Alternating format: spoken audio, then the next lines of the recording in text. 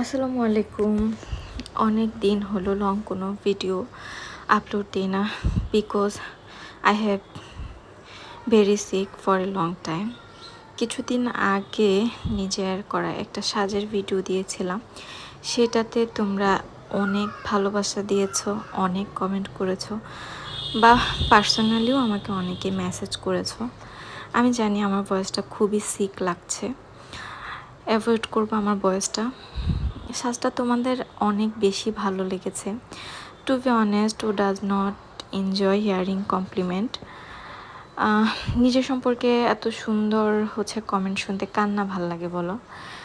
যেহেতু আমার জন্ম বড়ুরাতে, বেড়ে ওঠা বড়ুরাতে, স্কুল কলেজ সকল কিছুই আমার বড়ুরাতে, আমি গর্বের সহিত বলতে পারি আমি বড়ুরারই মেয়ে। টানা 31টা বছর আমি পার করে দিয়েছি বড়ুরার মাটিতে। 31 বছর বয়সে পড়াশোনার পাশাপাশি বিভিন্ন স্কুল কলেজ আমি জব করেছি। তাছাড়াও আমার পারিপার্শ্বিক দিক বা ফ্যামিলি ব্যাকগ্রাউন্ড, পরিচিতি, বিজনেস সব কিছু মিলিয়ে সিনিয়র জুনিয়র সবার সাথে আমার পরিচয় অনেকটাই ভালো। এখন যেহেতু আমি পাবলিকলি পোস্ট করি, সিনিয়র থেকে জুনিয়র সবাই আমার কমেন্ট করতে পারে আমার পোস্টে।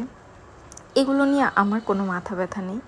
যাই হোক, কিছু মানুষের খুব বেশি মাথা ব্যথা থাকে যে আমার কমেন্ট বা আমার পোস্টে কে কমেন্ট করলো বা কী করলো। এগুলো আবার যে কমেন্ট করে তাকে গিয়ে আবার জিজ্ঞেস করে আমার সাথে পরিচয় কীভাবে।